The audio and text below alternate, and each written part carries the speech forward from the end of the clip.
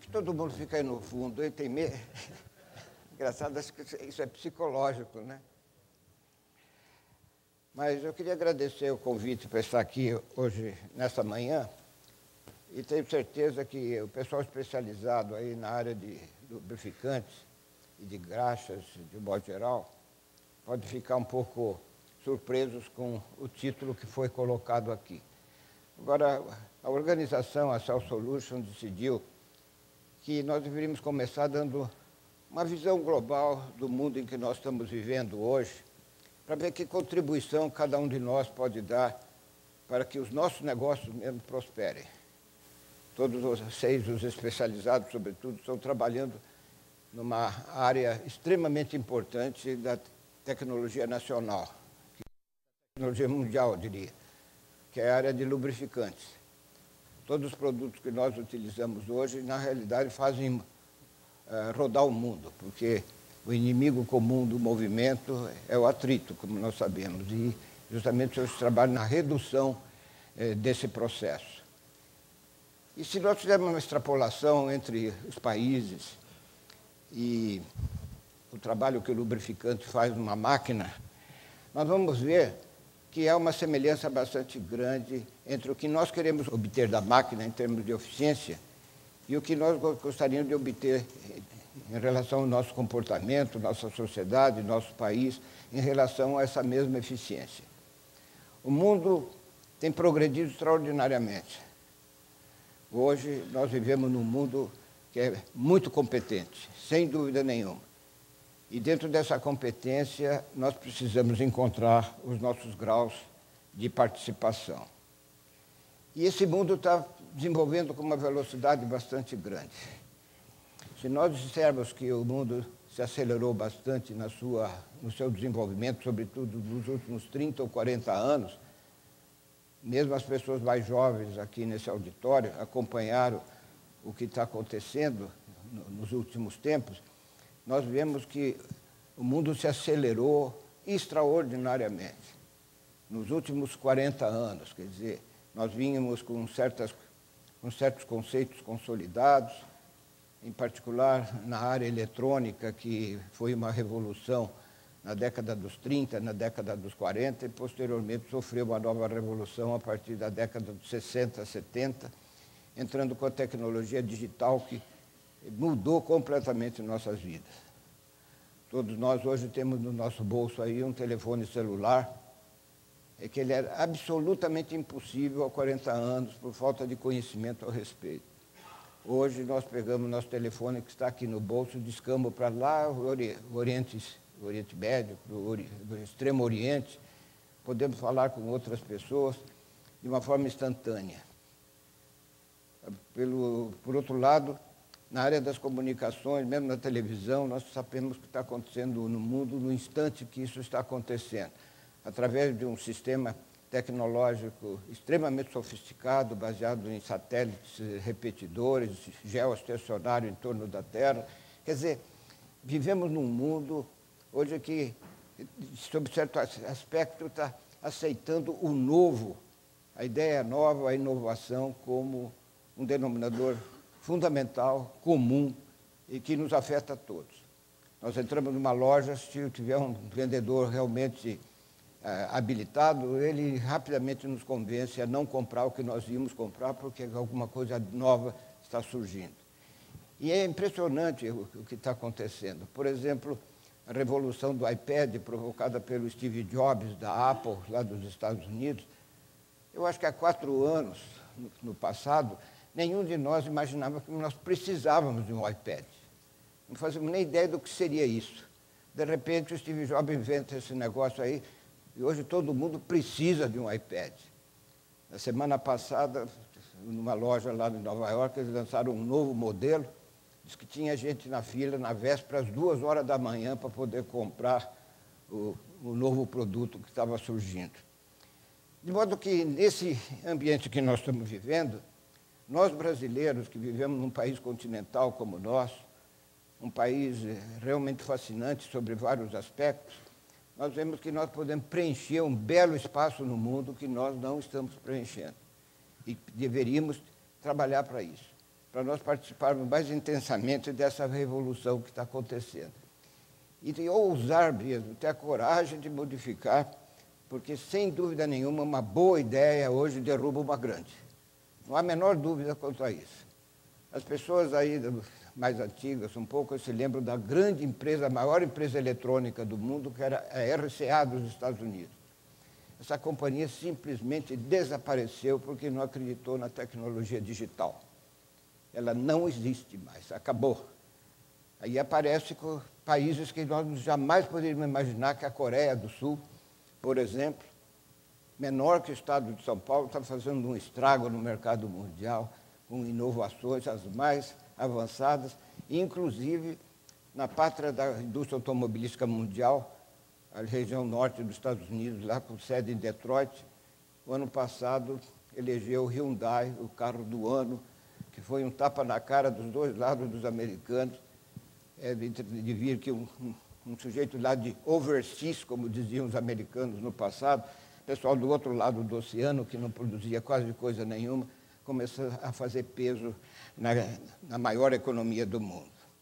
E tudo isso foi função da inovação.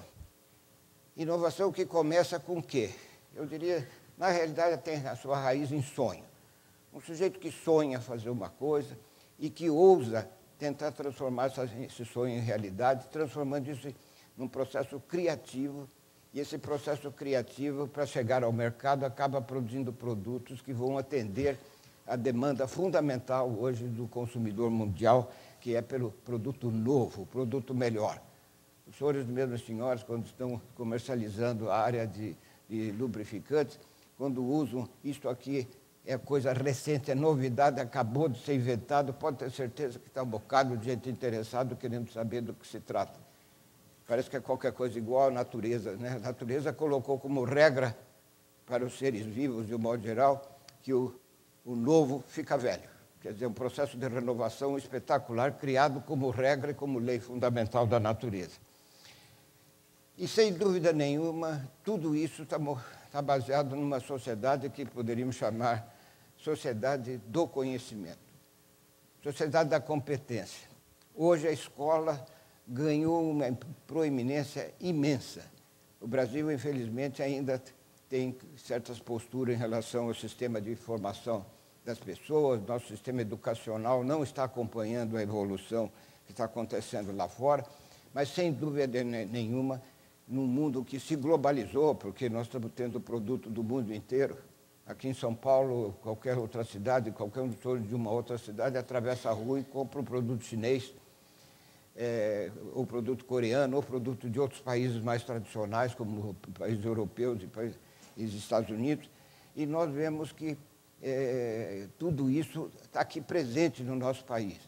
Infelizmente, o inverso não é verdadeiro. Quer dizer, a gente atravessa uma rua aqui no Brasil, encontra produto chinês. O chinês atravessa qualquer rua de qualquer cidade chinesa, não encontra produtos brasileiros.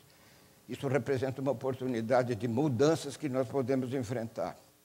E nesse aspecto da generalização, da globalização, jamais se trocou tantas informações no mundo como nós temos agora. É realmente fantástico. Alguém fez a conta, eu não sei como é que a conta foi feita, mas dizem que da ordem de 2 bilhões de e-mails são trocados por hora no mundo. Quer dizer, eu não sei se é verdadeiro o número ou não, mas, de qualquer maneira, se não for 2 bilhões, é qualquer coisa muito grande. As transações comerciais hoje não estão mais respeitando fronteiras. Hoje se diz claramente que da ordem de 20, 30 trilhões de dólares está circulando no mundo hoje em termos de negócios. E, evidentemente, um pequeno delta aí pode ser nosso, mas esse nosso precisa ser protegido e entrar num sistema que está implantado, que funciona dessa maneira. E, por outro lado, está um novo fenômeno que está nascendo agora, sobretudo com os 2 últimos entrantes no mercado internacional com sucesso, que são o caso da China e da própria Coreia do Sul, que eu mencionei. Isso aí está mudando um bocado nessa direção, e nós estamos vendo hoje que a competição não é mais entre empresas. A competição hoje é entre países. O que é isso? É soma de empresas mais governo, operando no mundo em escala global. Nós não conseguimos isso aqui no Brasil ainda. No Brasil, nós temos Brasília, o nosso governo central, extremamente distante do setor produtivo, eles fazendo regras e leis, e nós tentando cumprir, aqui lendo até com atraso de tudo que é publicado no Diário Oficial. De modo que esse processo de mudança tem que nos afetar também. Muitos políticos estão falando de reformas que nós precisamos. Claro, nós precisamos de um bocado de reforma, mas ficamos surpresos de ver que as tais reformas não ocorrem. Está faltando ousadia, vamos dizer, da mesma maneira que o mercado mundial está atuando de uma forma extremamente intensa. O resumo de tudo isso, como já mencionei, é que o mundo se globalizou. E o que é isso? Produtos do mundo inteiro, fabricados no mundo inteiro, estão vendidos no mundo inteiro. Quer dizer, qualquer coisa que realmente é diferente do passado. E a pergunta seria, estamos nós nos adaptando a isso com a velocidade que seja necessária? E lembrando que, isso que eu coloquei em vermelho embaixo, que as oportunidades também são globais. Se tudo isso de globalização está acontecendo, certamente as oportunidades para nós entrarmos com novas ideias, novos produtos, novas marcas, novas iniciativas, está aberto a nós, como está aberto para todos esses produtos que estão atravessando as nossas fronteiras. Nós temos grandes desafios em relação a essa nova postura, essa nova conjuntura, que ela já é muito viva, e a notícia que vem em seguida é que isso vai continuar nessa direção e talvez com velocidade maior do que está acontecendo. Ou seja, se o mundo cresceu aceleradamente nos últimos 40 anos, pode ter certeza que essa aceleração vai ser maior. Quer dizer, o que nós temos hoje pode ser modificado. Alguém analisando as profissões, por exemplo,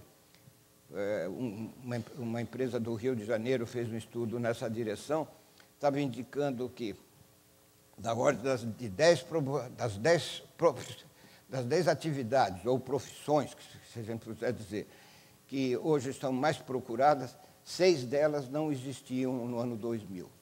E esse processo vai continuar nessa direção, afetando cada um de nós, inclusive a nossa formação básica das escolas que nós frequentamos. Por outro lado, esse mesmo processo diz uma coisa clara para nós, que os concorrentes não estão mais dentro de nossas fronteiras. Os concorrentes estão no mundo. De modo que nós, brasileiros, temos que pensar não somente dentro das nossas fronteiras, como brasileiros. Nós temos que pensar como cidadãos do mundo, porque lá, possivelmente, é que terão as grandes oportunidades. E, evidentemente, nesse duelo mundial de produtos, de pessoas, de empresas, de países, o que sobrevive é o valor da educação, que nós temos que nos dedicar muito profundamente. Cada um de nós tem que nos dedicar, nos termos, aliás, que está na nossa Constituição, no artigo 205, está dizendo, educação é o dever de todos. E é mesmo. E nós temos que nos esmerar, e sobretudo com os nossos descendentes. Nós temos que nos preocupar enormemente para que as crianças lá de casa, os pais em particular, precisam se esmerar para as crianças adquirirem um melhor nível de competência, porque isso está acontecendo no mundo. Vocês teriam uma ideia, na Coreia do Sul, que é um exemplo de desenvolvimento, as crianças saem de casa às 8 horas da manhã e chegam de volta às 6 horas da tarde, o dia inteiro estudando. A mesma coisa está acontecendo com os jovens. A média escolaridade do operário coreano é da ordem de 12 anos, do nosso são 4. A Coreia está graduando 12% da sua população por ano. Nós estamos graduando da ordem de 0,5% da nossa população por ano. Quer dizer, olha, esse diferencial, nós temos que quebrar isso, porque não há nenhuma indicação que esse processo vai terminar. Ao contrário, ele vai se acelerar. Quer dizer, não vai acontecer que o mundo pare para esperar o Brasil. Tá? O mundo não está nos esperando, nós precisamos entrar nessa direção. E nós temos que entrar nessa competência mundial com os produtos. Se nós olharmos o panorama brasileiro, nós não temos marcas nacionais no mundo. Se temos, são muito pequenas, muito raras. Agora, nós temos marcas do mundo todo aqui. no fim do século passado, as marcas começaram a emergir como o grande elemento fundamental para sucesso no mercado internacional, que joga cada vez mais importância nos negócios que nós estamos fazendo no dia a dia. E infelizmente, nós não temos muitas marcas internacionais que precisam ser construídas. Evidentemente, isso passa por uma série de reformas, como eu mencionei, inclusive na área governamental, para tornar o país mais favorável. Hoje, nós vivemos sob o jugo de uma burocracia extremamente pesada, temos uma numerologia tremenda. Ainda ontem, antes de ontem, eu pernoitei em Brasília. Quando eu fui encher a ficha do hotel, comecei a despejar aquela numerologia toda que tem para preencher a ficha. Eu fiquei olhando para aquilo e realmente bastante surpreendido, porque no exterior não acontece mais nada disso. A entrada num hotel nos Estados Unidos, entrega um cartão de crédito e ponto final, entrega a chave, negócio terminado. Temos que simplificar o país para dar mais oportunidades a cada brasileiro. Nesse cenário que nós estamos vivendo, chegam os analistas internacionais e dizem que riqueza no futuro virá da Ásia. E cabe perguntar qual é o segredo dessa vitória, por que isso aconteceu. E mesmo nós podemos dizer que aconteceu até de repente, porque foi com uma velocidade enorme que a proeminência da Ásia ganhou foros que não tinha há 10 ou 15 anos. E a pergunta é, e o velho continente, quer dizer, a Ásia, que dizem que a história da humanidade começou na Ásia. Tem gente até que diz que Adão e Eva nasceram lá na Ásia, não sei onde, mas que realmente começou na Ásia. O velho continente se renova. E nós que estamos na Nova América, foi descoberta no começo do século XVI, em 1500 o Brasil foi descoberto, em 1492 foi a América do Norte, e esse novo continente não pode se fossilizar, não pode envelhecer quando a Ásia encontrou esse caminho. E realmente esse caminho novo está nas nossas cabeças, que nós precisamos participar desse processo, aonde a educação é a fórmula do sucesso. No caso da China, que são os dois entrantes no mercado internacional mais recentes, o jornal inglês lá de Londres, o Financial Times, publicou sobre a Coreia do Sul essa manchete que está aí colocada. Fanatismo pela educação. Isso é real. Na Coreia, o processo educacional é levado extremamente a sério e evidentemente, com resultados muito bons. E agora, mais recentemente, em outubro do ano passado, o Financial Times, o mesmo Financial Times, publicou China, maior revolução educacional do mundo moderno. Já imaginaram um país de 1,5 bilhão de habitantes engolfados num processo de modificação educacional e treinando pessoas? O poder que isso vai ter no mundo. Por exemplo, na área de engenharia, no Brasil, o ano passado nós graduamos 38 mil engenheiros, a China 630 mil. Se nós supusermos que 10% desses engenheiros formados na China sejam excelentes engenheiros, cabeça de turma, eles estão produzindo 2 vezes mais cabeça de turma do que a totalidade dos engenheiros que nós estamos produzindo. Quer dizer, veja que a guerra da competência, num cenário dessa natureza, nós teremos uma tendência de levar a pior. E se nós levarmos a pior nesse mundo competente e que está já lançado no mercado mundial, nós podemos prever que o nosso país pode viver momentos difíceis no futuro. Eu não vou encher a cabeça de vocês com dados a respeito da educação, que são muitos os dados e mostram que nós não estamos bem em educação. Eu escolhi só algumas coisas para chamar a atenção mais fortemente. O Ministério da Educação fez uma pesquisa no país e determinou que 70% da população brasileira é constituída de analfabetos funcionais. O que é esse analfabeto funcional definido pelo próprio Ministério da Educação? Pessoas que leem e não entendem o texto que leram. Isso vale dizer que nem 30% da população brasileira lê jornais ou ler revistas. O que vale dizer também que todos esses artigos, todas essas discussões que nós estamos tendo aqui, isso aqui não tem acesso à maioria. A maioria da população brasileira não tem acesso a isso. E nós mesmos, se fizermos agora, se cada um dos assistentes aqui pararem um pouco e olharem para si próprio e dizendo o seguinte: aonde eu estaria agora, neste momento, se não fosse a escola? Certamente não estariam nesse auditório. Não estariam de jeito nenhum aqui nesse auditório, porque essas pessoas, esses 70%, infelizmente, também não estão. Por outro lado, se nós compararmos, no caso dos jovens, existe na Europa um programa de avaliação de estudantes chamado PISA, e no PISA de 2010, o Brasil aparece na antepenúltima posição numa competição entre os jovens, em particular na área das ciências exatas, matemática, na matemática, química, física e assim por diante. Nossos estudantes apareceram no 53º lugar. Não existe dado para nós do PISA 2011, porque o Brasil sequer se classificou para participar da competição. De modo que isso é realmente bastante grave.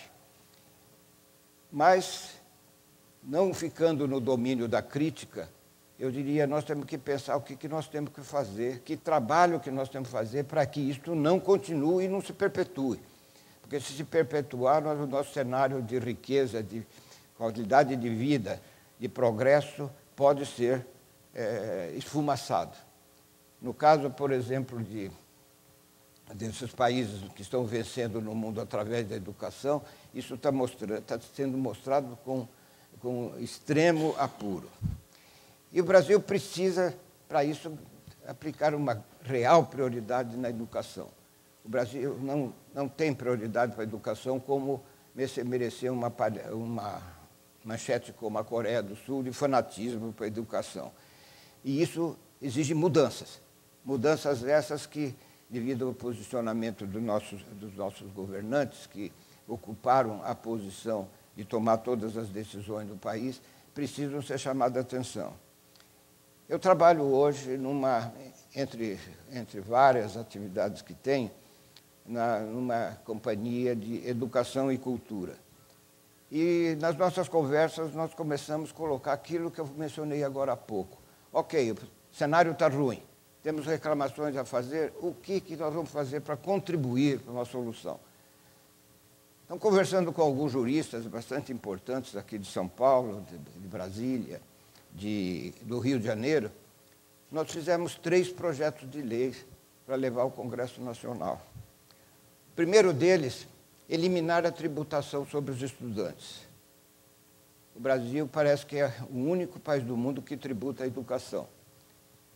Nós ficamos surpresos de verificar a legislação que o Tesouro Nacional brasileiro está sendo blindado com uma parte das mensalidades que os alunos pagam nas suas escolas em todo o país. Isso não pode prosperar nessa direção, porque o estudante qualificado ele será um grande pagador de imposto, porque vai ter êxito. E, no instante que ele está se preparando para pagar mais impostos, ele recebe um tiro no pé para não avançar, em função de pagar 30% aproximadamente de imposto, dependendo do estado da federação. O segundo projeto de lei foi de instituir estímulos para as doações. As doações para as escolas aqui no Brasil também são tributadas. Parece que o Brasil é o único diferencial no mundo nessa direção. A Universidade de Stanford, da Califórnia, por exemplo, publicou ano passado que recebeu de doações privadas a ordem de 2 bilhões de dólares. E isso é muito importante para uma formação de nível mais alto para os alunos, uma vez que os professores de grande valor, de grande qualidade de ensino e de competência são mais caros no mercado. E, realmente, se olharmos para o cenário brasileiro, não se tem notícia de doações privadas para a educação. Nós precisamos criar estímulos para que isso aconteça. Então, o projeto de lei foi nessa direção, transformar a tributação sobre doações em estímulos para a população. E sobre as empresas, em particular, os encargos sociais que são pagos cada vez que eles treinam os trabalhadores, os colaboradores, quando são treinados, o INSS considera que isso é benefício de salário indireto e, portanto, obriga o recolhimento de encargos também da ordem de 30%, significando que a empresa também é onerada pelo fisco cada vez que manda um colaborador ganhar um novo estatuto de conhecimento. E algo referente à atitude em relação ao processo, quer dizer, uma atitude positiva e proativa para que nós possamos mudar esse cenário. Com isso, nós vemos que temos obstáculos a vencer. O resultado que nós coletamos desse cenário que foi colocado não nos anima. Nós pegamos aqui estatísticas recentes, de 2008 a 2011, e vimos que o custo salarial para as empresas cresceram em torno de 12%, enquanto a produtividade não atingiu os 5%. Nada contra a melhoria do salário dos trabalhadores, que nós sabemos que tem que melhorar, mas muito contra o fato da produtividade ter crescido tão pouco. E esse pouco deveria ser maior que os 12%, porque, caso contrário, a equação econômica não se fecha. As vendas internacionais nossas, num mundo que o comércio exterior está batendo recordes a cada ano, caíram em torno de 17% em valor, mesmo porque a nossa pauta de exportação tem uma participação proeminente de produtos primariamente processados ou mesmo de recursos naturais, como é o caso dos minérios. Os minérios que nós exportamos hoje têm uma participação muito forte nas nossas exportações. Se nós olharmos os países bem-sucedidos lá de fora, eles têm produtos de maior valor agregado predominando nas suas pautas de exportação. A nossa logística, que os senhores e senhoras enfrentam aí no seu trabalho do dia a dia, segundo alguns dados recebidos lá da Associação Nacional dos Transportadores de Carga, diz que nós temos uma média de giro do estoque da ordem de 33 dias a mais do que a média americana, que já foi superada pela média coreana, sem dúvida nenhuma. As reclamações de qualidade dos produtos também aumentou e, sem dúvida nenhuma, as taxas de juros, todos nós sabemos que, embora tenha caído agora recentemente, ainda são muito acima dos valores que foram fixados no século passado em níveis de agiotagem. Quer dizer, nós pagamos juros, em geral, normalmente e corriqueiramente nas nossas operações, de juros extremamente elevados. De modo que nós temos que avançar nas inovações, na competição global, gerar novas tecnologias, gerar marcas. Nós precisamos urgentemente começar a trabalhar para que o Brasil tenha a capacidade de produzir marcas, jogar no mercado internacional e desenvolver o espírito empreendedor, que isso parece que está acontecendo. Tem instituições de sucesso no Brasil trabalhando nessa área, uma delas é o SEBRAE, tem o Endeavor, tem uma série, os estudantes, por exemplo, estão fazendo núcleos de jovens empreendedores, coisas dessa natureza. Quer dizer, há um movimento sólido no Brasil nessa direção. A minha colocação é: vamos apoiar, vamos tentar ganhar velocidade nisso, porque nós precisamos. Se os nossos jovens começarem a caminhar por esse caminho, puxa, vamos bater palma, abrir espaço para eles e acreditar que a juventude vem com esse esforço de renovação que é absolutamente essencial. E começar a treinar todo mundo, trabalhar, mandar o pessoal para a escola. Eventos como esse que nós estamos iniciando agora, que vai apresentar tantos casos novos de sucesso e de aprendizado, que sejam cada vez mais cultivados para que as pessoas possam participar mais desse cenário de produtos mundiais sendo vendidos em todo o mundo. Por outro lado, tentar fazer uma soma vitoriosa. Convencer os políticos, nós vamos ter uma eleição agora no próximo domingo, escolher bem esses políticos para que a gente possa votar da melhor maneira possível. Não votar no cara simpático que a gente conhece, votar no sujeito competente, mesmo que seja um chato. Mas que, sem dúvida nenhuma, nós estamos precisando que a nossa política se aproxime do nosso processo industrial para nós vencermos.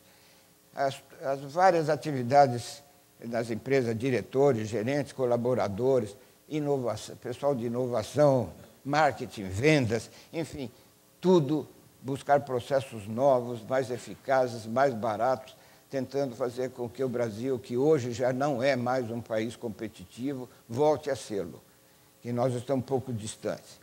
Embora as crises, o mundo está oferecendo um cenário extremamente animador. O mundo está em paz.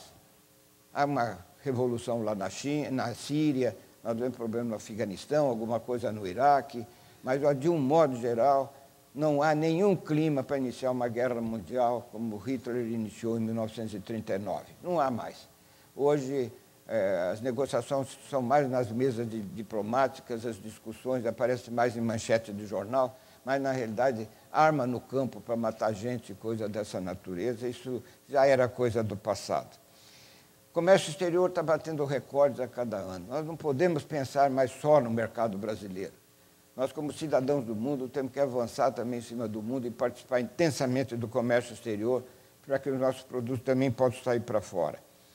As oportunidades para novos entrantes, como eu mencionei, uma boa ideia pode derrubar uma grande. Não existe nenhum limitante que um indivíduo de talento aqui no Brasil invente uma nova versão de um iPad que derrube a Apple, por exemplo. A Apple estava lá no chão quando o Steve Jobs, há 6 anos, retornou à Apple com ideias absolutamente novas, reergueu a companhia. Hoje a Apple é a companhia mais valiosa do mundo. Nós podemos, sem dúvida nenhuma, criar um produto que possa ser melhor do que esse que está entrando agora. E procurar independência ganhando propriedade intelectual. Nós temos que ter propriedade intelectual dos produtos que nós produzimos, que aqui no Brasil isso é extremamente raro. E não pode. Quer dizer, nós vemos que a proteção de marcas e tudo isso no exterior está acontecendo de formas intensas. E ganharmos valor agregado aos produtos.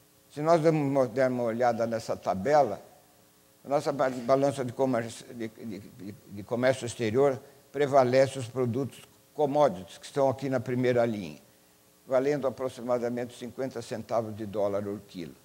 Nós estamos vendendo, abaixo disso, minério para a China, minério da melhor qualidade do mundo, a Vale do Rio Doce está vendendo em torno de 12, 13 centavos de dólar por quilo do melhor minério do mundo, e a China está nos devolvendo o produto a 2 mil dólares por quilo, entre os eletrônicos que nós vemos abaixo. Um satélite artificial está estimado em 50 mil dólares por quilo. Em 2003, animado com a biodiversidade brasileira, eu criei uma empresa de biotecnologia para trabalhar nas seivas das árvores brasileiras para tentar descobrir produtos que pudessem ter grande valor, sobretudo para a saúde humana. Nós fomos blindados pela surpresa. Descobrimos uma proteína no látex da seringueira, que é matéria-prima para borracha, inclusive para fazer pneu dos nossos automóveis, de enorme valor terapêutico. Estimula a vascularização sanguínea, ajudando enormemente a curar feridas de difícil cura, pode fazer regeneração celular, regeneração tecidual, retirado do látex da seringueira. Industrializamos isso, levamos 10 anos apanhando um bocado, mas o ano passado nós começamos a vencer. Neste ano lançamos o nosso primeiro produto no mercado, o Regederm, e essa proteína tem um valor de mercado. Se for usar a mesma unidade, o quilo, é claro que ela não é usada em quilo, é usada em miligramas, mas ao quilo nós fizemos uma venda de 36 milhões de reais o quilo em biotecnologia. E biotecnologia, como todos sabem, é uma das ciências do futuro, ao lado de nanotecnologias, outras tecnologias que estão surgindo. De modo que o Brasil, com toda a sua característica de país com uma biodiversidade enorme no mundo, o mundo aceita que nós temos a maior biodiversidade do mundo, nós temos chances enormes nessa direção. Se fizermos o que a China e a Coreia estão conseguindo, um pacto de cooperação entre governo e governado, nós podemos sair para o mundo com um país diferenciado num prazo extremamente curto. Mas isso precisa de uma certa ousadia e vontade. Nós temos que reduzir os riscos para empreender. O Banco Mundial faz uma pesquisa internacional, num programa que eles chamam Doing Business, quer dizer, fazendo negócio, o Brasil enfeita os últimos lugares, e, em particular, para constituir uma empresa. Diz que a média para constituir uma empresa no Brasil é da ordem de 152 dias, e o primeiro lugar hoje está sendo concedido para a Nova Zelândia, que leva 45 minutos para criar uma empresa nova na Nova Zelândia. E isso está se refletindo na própria economia desse país distante, do qual nós quase não temos notícia.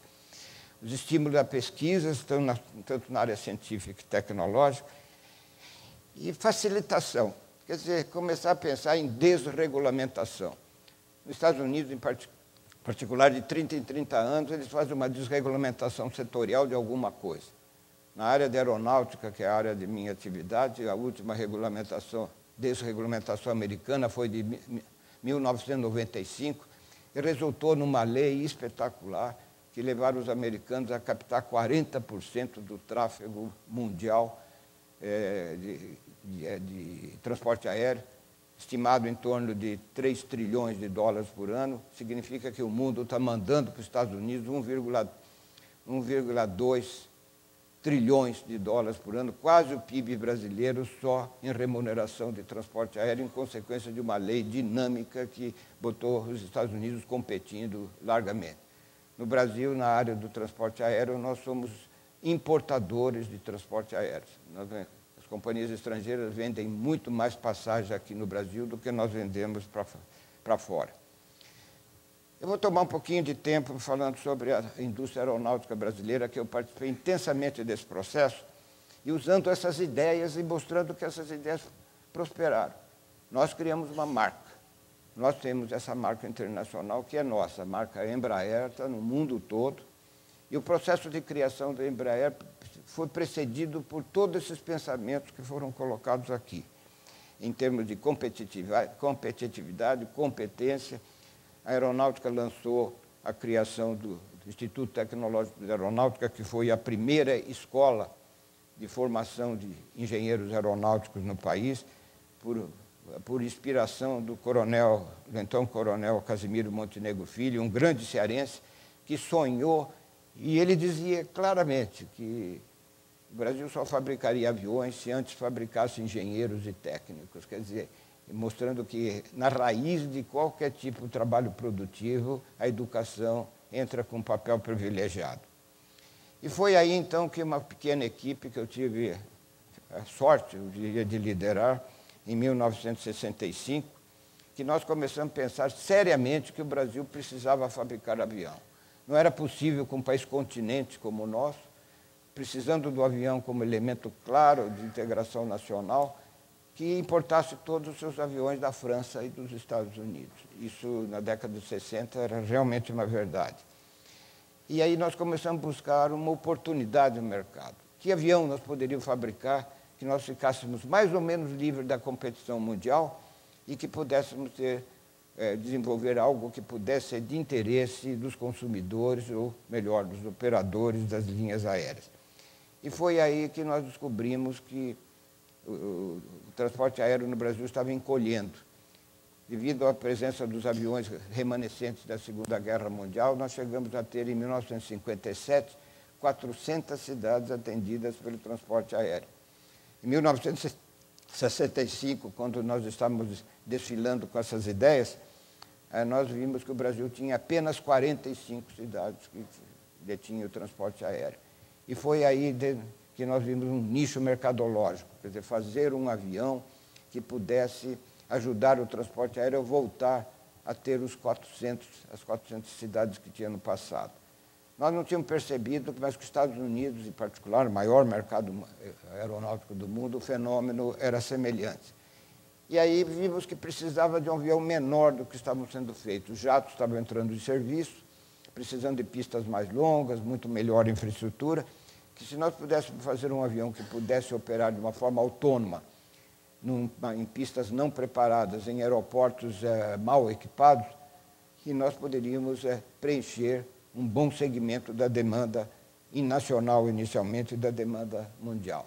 Evidentemente, a ideia era nova, não foi bem aceita, houve uma série de dificuldades, muita descrença, as pessoas não acreditavam, e nós partimos para a ideia de demonstrar o conceito. quer dizer, fazer um protótipo de um avião que provasse que isso poderia acontecer. Um avião de linha aérea, pequeno, eficiente, eficaz e que pudesse operar nos pequenos aeroportos. Começamos com um bocado de dificuldade, levamos 4 anos para fazer o nosso primeiro avião, foi um espaço bastante longo, e essa aí é a foto original do avião. Olha, sinceramente, o dia que esse avião decolou lá em São José dos Campos, lá onde está o ITA, que nós trabalhávamos, lá no Centro Técnico Aeroespacial, que é uma instituição de pesquisa da Força Aérea, quando o avião decolou, foi um espanto generalizado na cidade.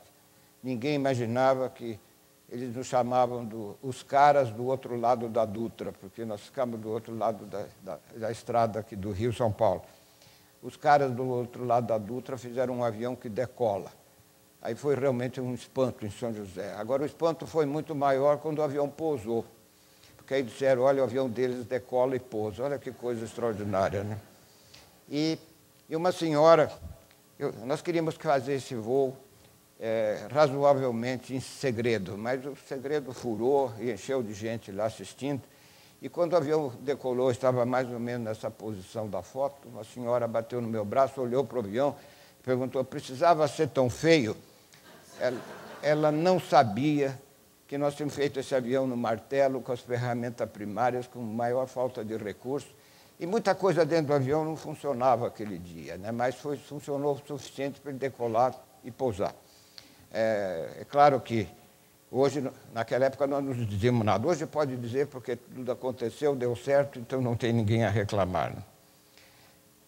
Daí, aconteceu o que está acontecendo em muitos lugares. Eu tenho certeza que aqui na plateia pode ter gente que tenha tentado fazer alguma coisa nova e nessa coisa nova não conseguiu apoio para levar essa coisa nova à produção e para poder chegar ao mercado. Esse ainda é um capítulo muito difícil na história econômica brasileira. E nós tínhamos esse propósito de pegar aquele avião, transformá-lo num produto que pudesse chegar ao mercado. Para isso precisava ser produzido. E a primeira opção de criar isso, nós estamos, na realidade, criando o transporte aerorregional, que hoje é um segmento de operação extremamente lucrativo em vários países do mundo, muito em particular na Europa e nos Estados Unidos. E nós tínhamos consciência que nós precisávamos entrar nesse mercado, porque a demanda brasileira, infelizmente, era pequena para suportar uma empresa completa, como nós temos a Embraer hoje, dominando todas as tecnologias que estão dentro do avião, que são de custo extremamente elevado, obrigando a cadências de produção grandes, mas muito superiores às necessidades internacionais. Portanto, nós tínhamos que fazer um projeto, logo de início, um projeto internacional. Aí a primeira hipótese foi entregar esse avião para uma empresa. Não poderia ser fabricado numa instituição de pesquisa da Força Aérea, lá em São José dos Campos. Então, tinha que entregar uma empresa. Nenhuma concordou. Tentamos criar uma empresa nova também, não conseguimos, foi muito difícil, porque o setor privado jamais, como nos disseram claramente, iria colocar recursos para fazer um projeto de um avião nacional. Quer dizer, nós temos essa postura que o produto estrangeiro, em geral, é muito melhor do que qualquer produto nacional. Por outro lado, nós não queríamos capital estrangeiro, porque o capital estrangeiro jamais faria o nosso avião e nós perderíamos o domínio da propriedade intelectual, que para nós era enormemente importante no projeto internacionalizado. E foi aí que surgiu a ideia de tentar fazer uma companhia tipo PPP, que nós temos hoje, né, participação público-privada, uma sociedade de economia mista. O governo foi absolutamente contrário, dizendo até uma frase bonita para nós, como o ministro da Aeronáutica nos disse: o governo não fabrica avião. Quem fabrica avião é o setor privado e cabe ao governo ajudar. Bonita frase, mas nós não tínhamos conseguido. E aí insistimos na ideia da sociedade de economia mista, que não foi aceita. Resultado: se apertar tudo isso na mão para ver o que pinga, nós não tínhamos nada que não pingava coisa nenhuma, não tínhamos solução. A empresa brasileira não queria fabricar, fazer uma empresa nacional tinha se revelado muito difícil, se não impossível. Capital estrangeiro negativo, e nós ficamos tentando a companhia estatal, que o governo não queria. Resultado, ficamos sem alternativa. Agora, na vida de cada um que está aqui na plateia agora, às vezes já notaram, tem um certo momento de sorte, que acontece quando nós estamos quase desesperançados, não conseguindo dar um passo para frente, e de repente acontece qualquer coisa em termos de sorte que o cenário muda e as coisas passam a acontecer. Aliás, o Picasso, o pintor espanhol, ele dizia: todas as vezes que a sorte bateu na minha porta, eu estava trabalhando. Quer dizer, realmente é uma colocação que tem acontecido muito. E, sinceramente, isso foi o que nos aconteceu. Nós tivemos o nosso dia de sorte. Nós estamos trabalhando num domingo, dia 19 de abril de 1969, trabalhando ainda, mantendo o pessoal trabalhando duro na ideia que nós tínhamos de poder fazer com que o nosso avião entrasse no mercado internacional, quando o operador da torre de controle de tráfego aéreo lá em São José dos Campos nos telefonou, dizendo que o presidente do Brasil, era o presidente Costa e Silva, ainda no regime militar, estava voando para uma solenidade em Guaratinguetá, uma cidade lá próxima de São José, e eu acho que Deus colocou um nevoeiro lá em Guaratinguetá. O avião do presidente não pôde pousar em Guaratinguetá, foi desviado para São José dos Campos, e o operador da torre virou para nós pelo telefone dizendo o seguinte: o presidente da República vai pousar aqui dentro de 10 minutos, hoje é domingo, 7h30 da manhã, não encontramos nenhuma autoridade para receber o presidente da República, e perguntou: os senhores podem receber o presidente da República? A gente podia ter dito negativo, né? Que esse cara vem atrapalhar, a gente está trabalhando aqui, né? Mas não foi assim, não. Nós demos 3 saltos mortais para trás e pensando: puxa vida, se nós pedíssemos entrevista para o presidente da República, jamais conseguiríamos. Mas, de repente, vem um cara no domingo perguntando se nós podíamos receber o presidente da República, né? E a resposta óbvia foi: claro que podemos. Põe o avião do presidente na frente das nossas instalações, que pareciam mais fábrica de móvel do que, evidentemente, de avião, e nós vamos mostrar as nossas instalações para o presidente. Olha, meus amigos, o presidente desceu sozinho do avião, não tinha político nenhum. Afinal, político trabalhar domingo, é tanta paciência, não dá, né? Aí desceu o presidente sozinho, e aí nós nos empenhamos aquela manhã do dia 19 de abril de 1969 para fazer na cabeça do presidente a maior lavagem cerebral da nossa vida, para fazer com que o presidente entendesse que, se não houvesse uma empresa capitalizada pelo governo, pelo setor privado, uma sociedade de economia mista, nós não conseguiríamos a partida. A boa notícia disso foi que o presidente acreditou. Nós chutamos a Embraer de hoje, com aviões voando no mundo inteiro. Nós temos aviões hoje voando em 90 países do mundo, que é qualquer coisa de inacreditável. Aviões vendidos que, neste momento, estão transportando milhares de passageiros no mundo inteiro, notadamente nos Estados Unidos e na Europa. Quer dizer, isso aí não teria acontecido se não fosse esse dia de sorte que nós tivemos. E que o presidente acreditou nesse negócio. Ele achou que realmente o projeto tinha pé e cabeça, como ele próprio falou, e que ele ia trabalhar na ideia, levando para Brasília o que nós tínhamos solicitado, quer dizer, criar uma sociedade de economia mista com o propósito de produzir avião. E realmente o presidente trabalhou na ideia. No dia 26 de junho, 2 meses depois, ele convocou uma reunião com vários ministros e nós fizemos a apresentação do programa da indústria aeronáutica. E, no final da reunião, o Delfim Neto, que era o czar da economia na época, saiu com a pergunta qual seria o nome da empresa, e nós chutamos a Embraer, Empresa Brasileira de Aeronáutica, Sociedade Anônima. Houve um debate, a mensagem foi remetida ao Congresso. No dia 19 de agosto foi sancionada a lei pelo mesmo presidente Costa e Silva, ele morreu em novembro, e resultado, a partir de 2 de janeiro de 1970, nós saímos com uma empresa nova, capitalizada pelo Estado, e através do mecanismo de incentivos fiscais, que era muito comum na época, fizemos com uma boa capitalização privada também, respondendo justamente a esse caráter de empresa de economia. Agora, a estratégia precisava ser firme. Estratégias que eu simplesmente vejo que o nosso país está sem estratégia. Nós não sabemos exatamente para onde estamos caminhando, mas nós tínhamos que saber aonde nós estávamos e onde queríamos chegar. Então, a ideia era criar produtos e marcas originais, desenvolver tecnologias, trocar conhecimento com o mundo inteiro, investimento contínuo em educação e treinamento da força de trabalho e trabalhar duramente para conquistar uma reputação internacional com prestígio de marca. Quer dizer, eu tenho a impressão que isso estava cobrindo tudo o que nós tínhamos na cabeça naqueles instantes. Foi aí que melhoramos o avião feio, ele ficou menos feio, e lançamos no mercado internacional. Ele não teve grande sucesso no Brasil, ele se chamou Bandeirante, acho que muitos aqui podem se lembrar que os brasileiros reclamavam que ele era quente, barulhento, coisa dessa natureza. Os americanos nem ligaram para isso. Eles falaram, nós queremos viajar. Tendo o avião, nós viajamos.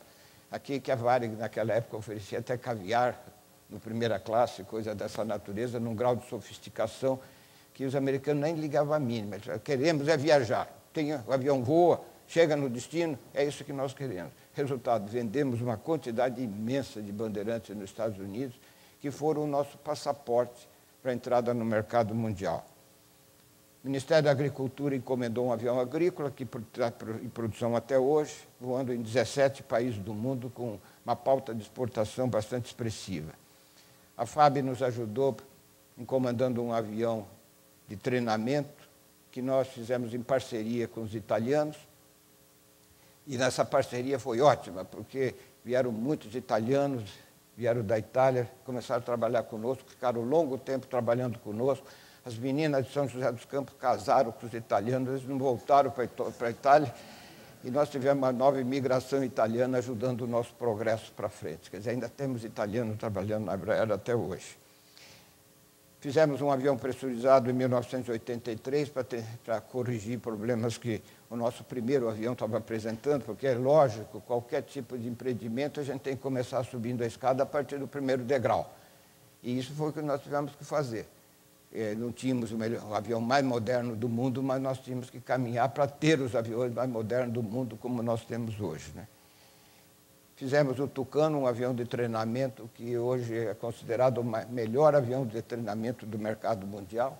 Ele está treinando pilotos em forças aéreas de maior prestígio do mundo, como, por exemplo, a RAF da Inglaterra, a Força Aérea Francesa, várias forças aéreas da Europa. Aqui na América nós temos muitos deles. Nós temos esse avião voando em 20 forças aéreas do mundo.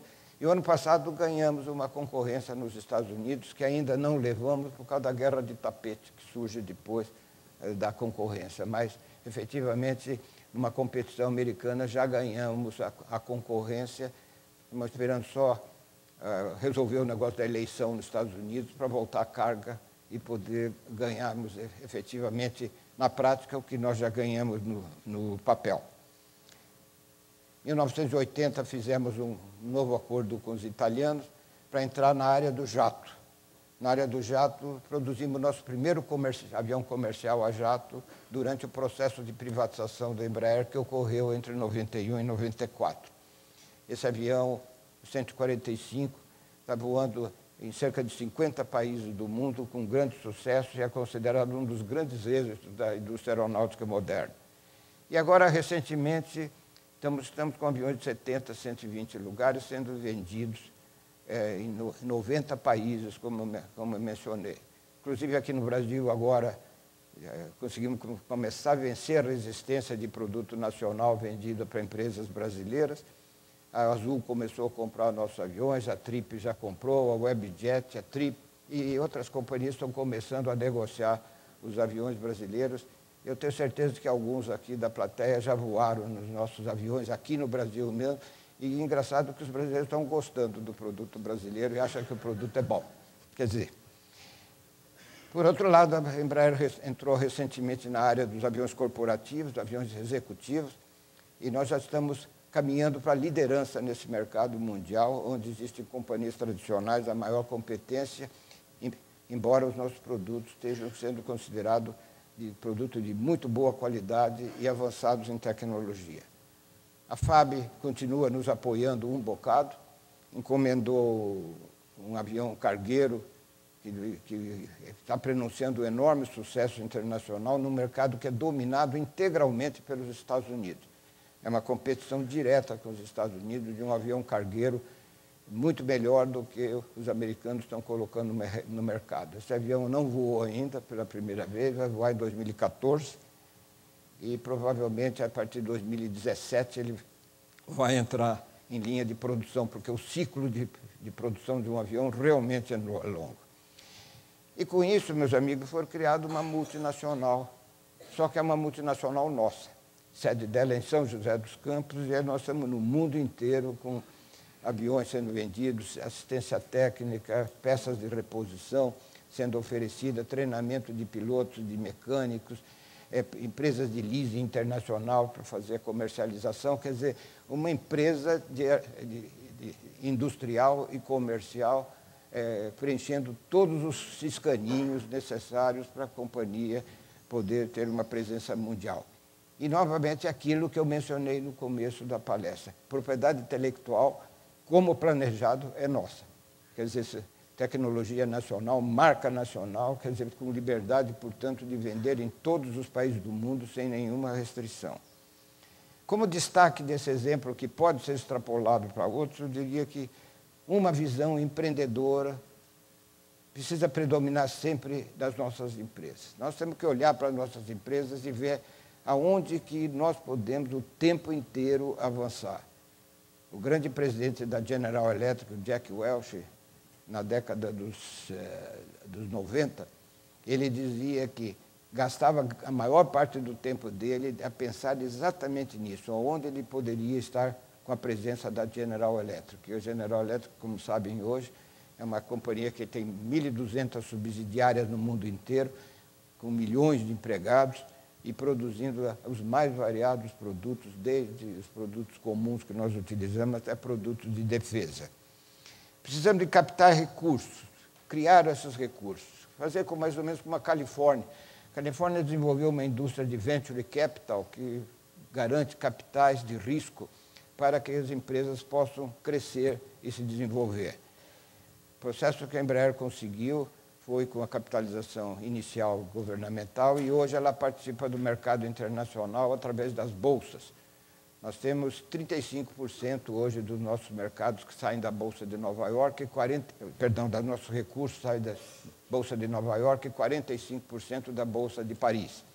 Quer dizer, conseguindo recursos e negociando no mercado internacional como uma empresa global, que é a característica que eu mencionei no começo.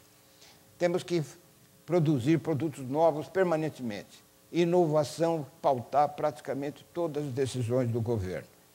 E uma ideia muito boa que aconteceu, nós tomamos essa ideia com muita coragem em 1990 e decidimos não trabalhar mais com representação e passar a vender nossos produtos diretamente nós mesmos aos clientes do mundo inteiro. Olha, nada melhor do que isso, porque ficou um sistema muito mais barato, eficaz, mais entusiasmado, de pessoas que vendem, e os brasileiros estão vendendo aviões no mundo inteiro com enorme sucesso, apesar de uma atmosfera de dúvida quando nós lançamos a ideia de que nós, brasileiros, poderíamos vender, por exemplo, aviões para os americanos. Teve um senador muito proeminente que, na discussão disso que nós tivemos lá no Congresso, nessa época a Embraer era estatal, portanto tinha que ter algumas autorizações do Congresso, ele duvidou que isso podia acontecer. Eu gostaria que esse senador tivesse vivo para ver que a ideia deu certo. Quer dizer, nós estamos agregando a rentabilidade industrial, estamos colocando a rentabilidade comercial. E isso tem sido muito bom. De modo que, caminhando para o final, eu diria, o Brasil tem que pensar grande. Eu queria convidar cada um aqui que pensasse grande, que não ficasse esperando que o hemisfério norte pudesse dar soluções a todos os problemas que nós temos que enfrentar. Quer dizer, que a gente possa tentar desenvolver produtos nossos brasileiros novos, quer dizer, entrar no processo de inovação e vencendo no mundo. Para tanto, nós temos que começar a respirar mundo, não respirar somente dentro de nossas fronteiras. Nós temos que ler muito o que está acontecendo, acompanhar noticiários. Quer dizer, hoje os processos de comunicação, de alimentação de informações são absolutamente impensáveis há alguns anos, estão aí disponíveis para que nós possamos estar perfeitamente atualizados com a presença do nosso produto no mercado. E não só produzir para o Brasil e viver dentro das nossas fronteiras, quer dizer, gerar atividade distribuída no mundo, que é assim que esses países estão vencendo. Se tiverem dúvida, basta olhar para a Coreia. A Coreia praticamente não tem, a Coreia não tem mercado interno. O mercado da Coreia é o mundo, e eles estão avançando rapidamente. Da mesma maneira, a China. Quando eu era presidente da Petrobras, eu ajudei a criar a Sonangol, empresa de petróleo de Angola. Agora, nos 30 anos do aniversário, eu fui convidado para ir a Luanda para participar da solenidade dos 30 anos da Sonangol. O que eu vi de chineses lá na Angola, meu Deus do céu, é impressionante. Eu saí com o carro do hotel para ir para Sonangol, comentei com o motorista que estava cheio de chineses na rua. Ele falou, mas não se impressione muito, não. Quando o senhor voltar, vai ter muito mais. Quer dizer, mostrando efetivamente que o mundo globalizado está funcionando e o pessoal está trabalhando globalmente. Nós, através da nossa confiança em cada um de nós, podemos nutrir grandes sonhos e tentar transformar esses sonhos em realidades, porque sonhos, evidentemente, são o que fazem crescer países e organizações. Transforma as nossas comunidades. Criam iniciativas que geram emprego, geram riqueza e assim por diante.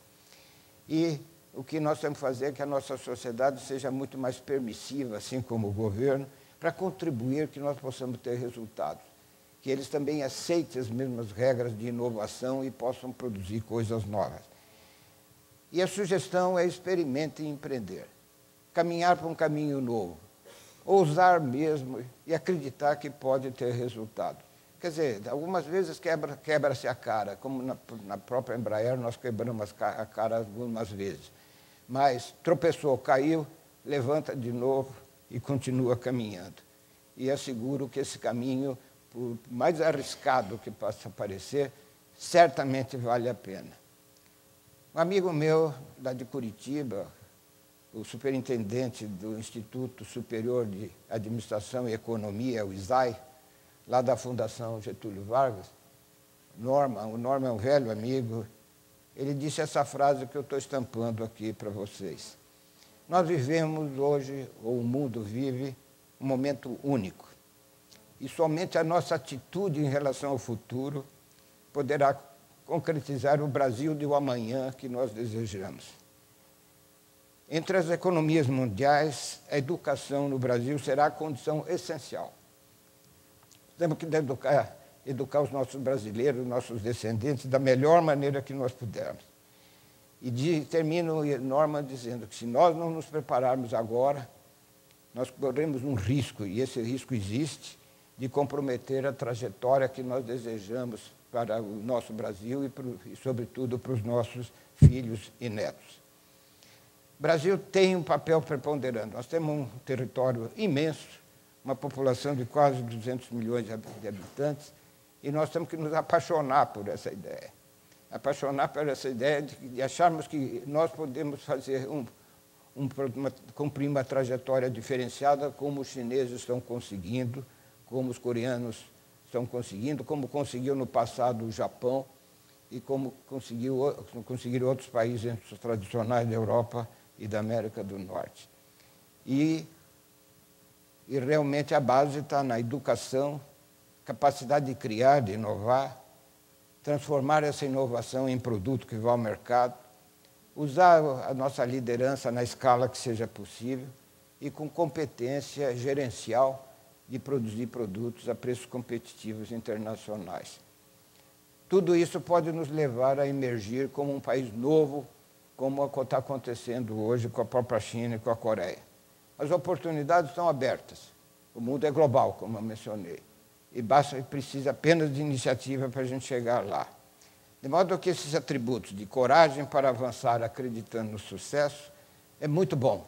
E isso foi expressado por uma frase de efeito do presidente dos Estados Unidos, em 1901, Theodore Roosevelt, que ele diz, avancem, não fiquem na atmosfera cinzenta daqueles que não ousaram em sentir o gosto da vitória, ou mesmo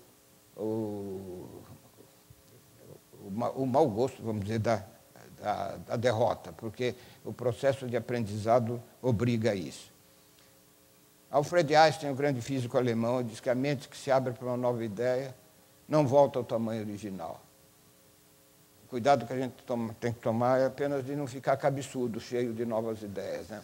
Mas, de qualquer maneira, o Einstein tem razão. E essa é uma última frase que eu vi quando era moleque, eu tinha 16 anos. Eu asseguro a vocês que eu já tive 16 anos. E faz tempo, né? E um gerente de uma loja colocou essa frase na vitrine. Essa frase teve um impacto muito grande na minha vida pessoal. Aqueles que acreditaram e não pararam avançaram tanto que jamais poderão ser alcançados. E isso está acontecendo agora em grande escala, em escala internacional. Temos que estar atentos para isso, porque não podemos parar. O mundo não está nos esperando. E as riquezas estão aí para nós desfrutarmos desse progresso mundial que, como eu descrevi, hoje é absolutamente nítido. De modo que, finalizando, eu diria, entusiasmo, esforço, paixão são atributos essenciais para nós sermos vitoriosos. Já notaram que sem entusiasmo, sem esforço, sem paixão, nem criança nasce, né? Precisa de tudo isso para a gente criar, evidentemente, resultados no futuro. De modo que, terminando e agradecendo o convite que me fizeram de estar aqui, desejando que vocês, cada um, possa ter imenso sucesso nessas ideias que eu acredito que possam pensar um pouco sobre elas, nós temos que vencer e não desistir nunca. Muito obrigado. Hein?